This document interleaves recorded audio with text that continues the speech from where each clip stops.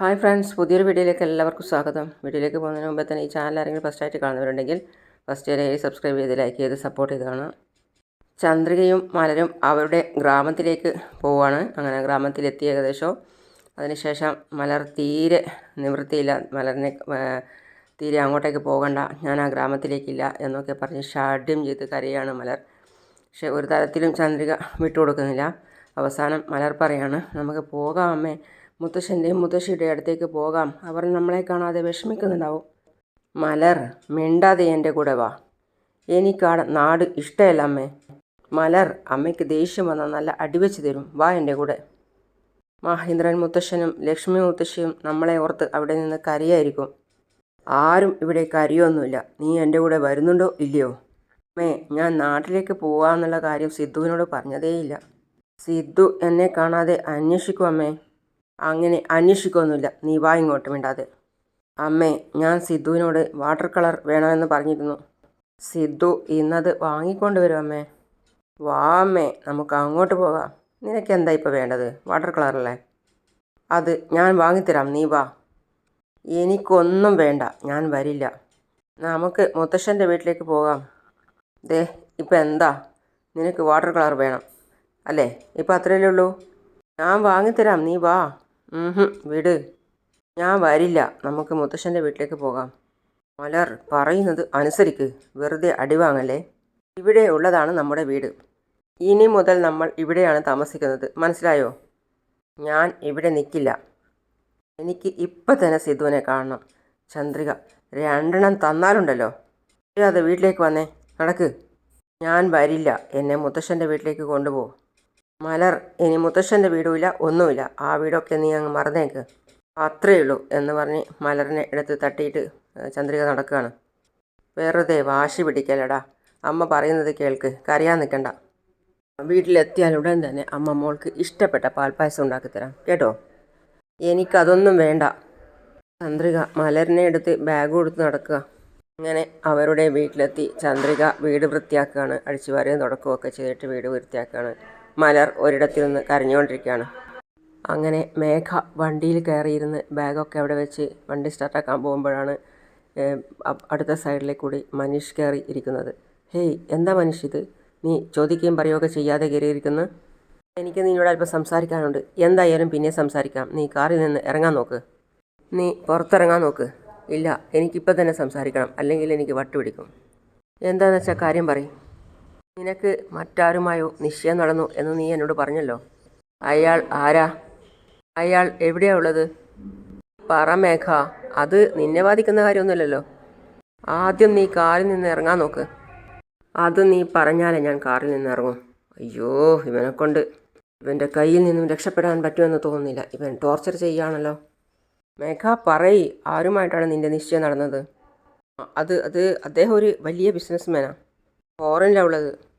ഇനി ഒരു 3 മാസം കഴിഞ്ഞാൽ അദ്ദേഹം ഇന്ത്യയിലേക്ക് വരും. അത് കഴിഞ്ഞ ഉടനെ ഞങ്ങളുടെ വിവാഹമാണ്. ഇല്ല മേഘ, ഞാനിത് ഒരിക്കലും സമ്മതിക്കില്ല. നിന്നെയും പ്രിയയെയും എനിക്ക് വേണം.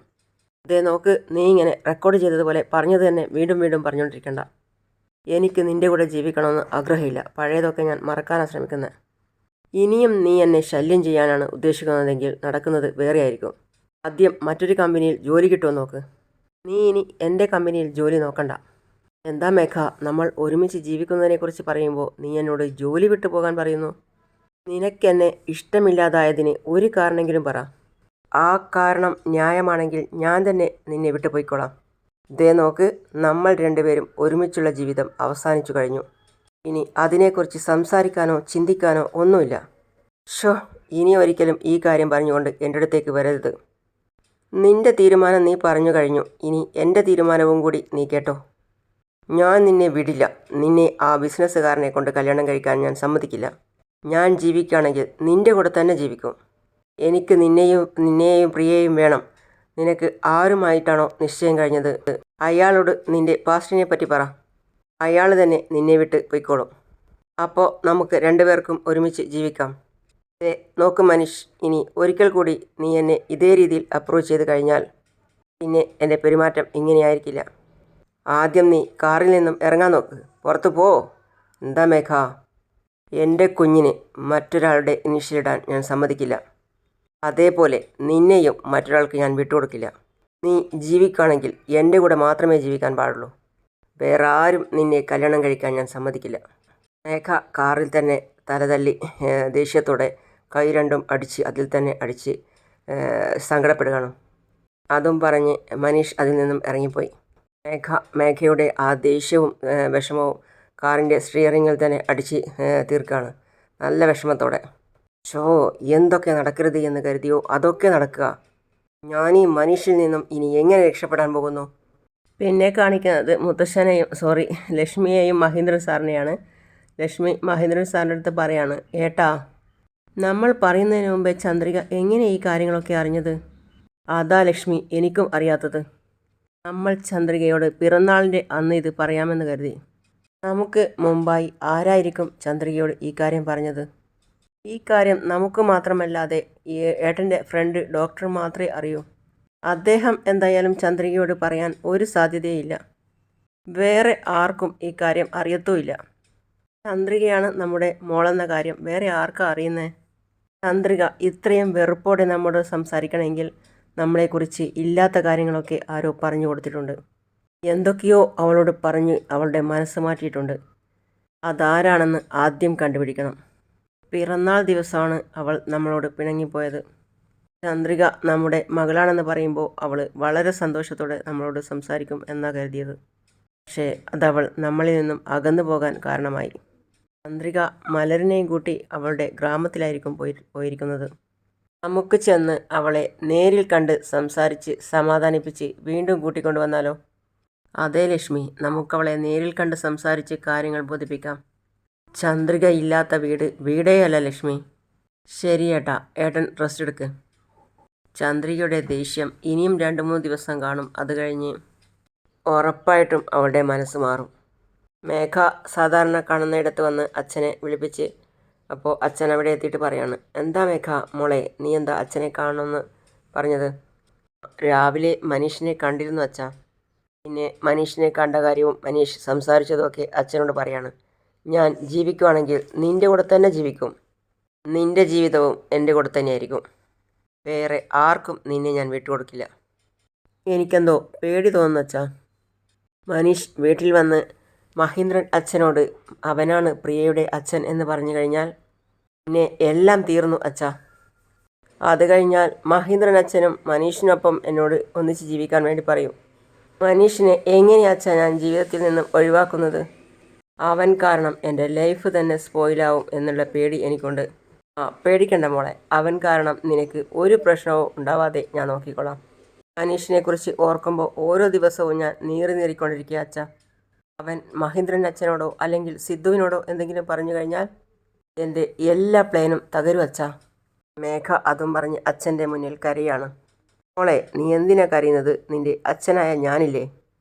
അവൻ കാരണം നിനക്ക് ഒരു പ്രശ്നവും ഉണ്ടാവാതെ ഞാൻ നോക്കിക്കോളാം. ഞാൻ പറയുന്നത് നീ വിശ്വസിക്കേ? ശരി അച്ഛാ. അച്ഛൻ പോയിക്കോ. പ്രിയ എവിടെ മോളെ? അവിടെ കളിച്ചുകൊണ്ടിരിക്കുക അച്ഛാ. പ്രിയ വരുമ്പോൾ ഇത് കൊടുക്ക്. ശരി അച്ഛാ, എന്നാൽ ഞാൻ പോയിട്ട് വരുന്നു.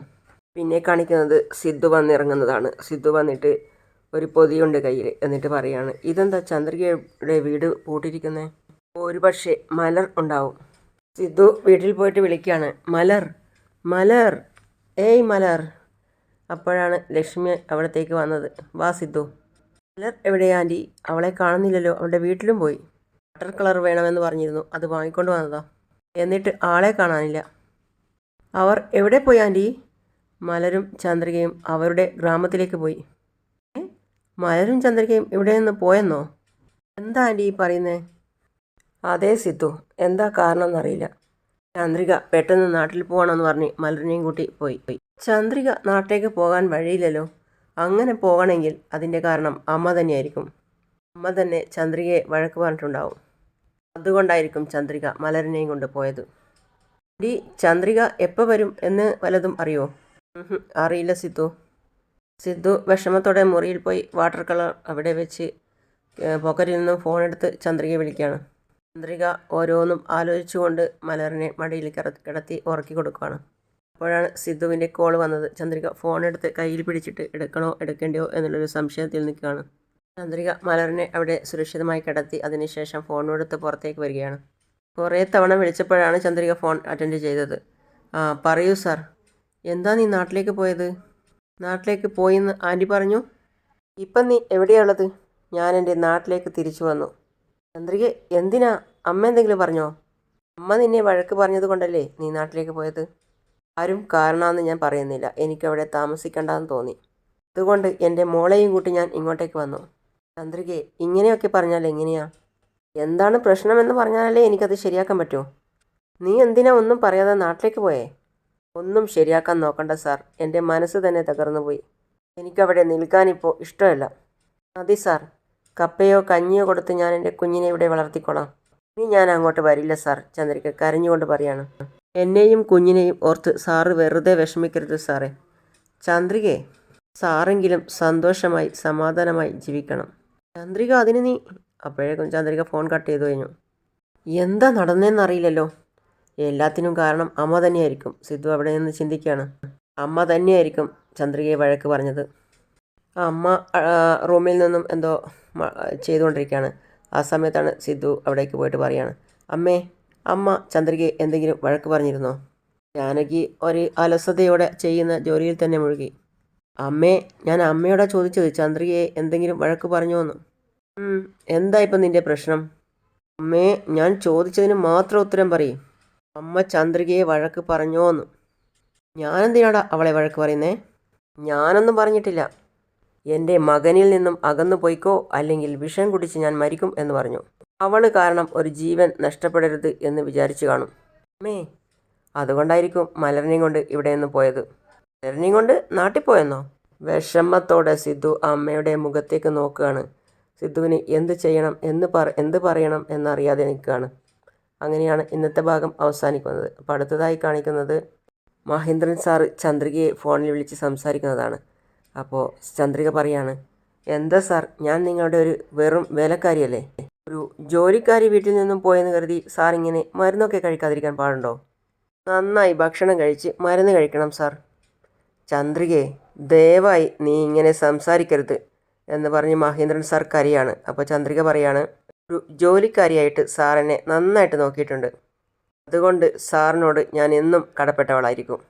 എന്നാൽ രക്ഷകർത്താക്കളായി നിങ്ങൾ നിങ്ങളുടെ കടമ ചെയ്തില്ല സാർ. ചന്ദ്രികയുടെ ആ വാക്ക് കേട്ട് അച്ഛനും അമ്മയ്ക്കും നല്ല വിഷമായി. അങ്ങനെയാണ് ഇന്നത്തെ ഭാഗം അവസാനിക്കുന്നത്. അപ്പോൾ അടുത്ത പുതിയ വിശേഷമായിട്ട് വീണ്ടും കാണാം. അതുവരെ ഈ ചാനൽ ഫസ്റ്റായിട്ട് കാണുന്ന ആരെങ്കിലും ഉണ്ടെങ്കിൽ സബ്സ്ക്രൈബ് ചെയ്ത് ലൈക്ക് ചെയ്ത് സപ്പോർട്ട് ചെയ്ത് കാണാം. അപ്പോൾ അടുത്ത വീഡിയോയുമായിട്ട് വരുന്നവരേക്കും സീ യു ഓൾ.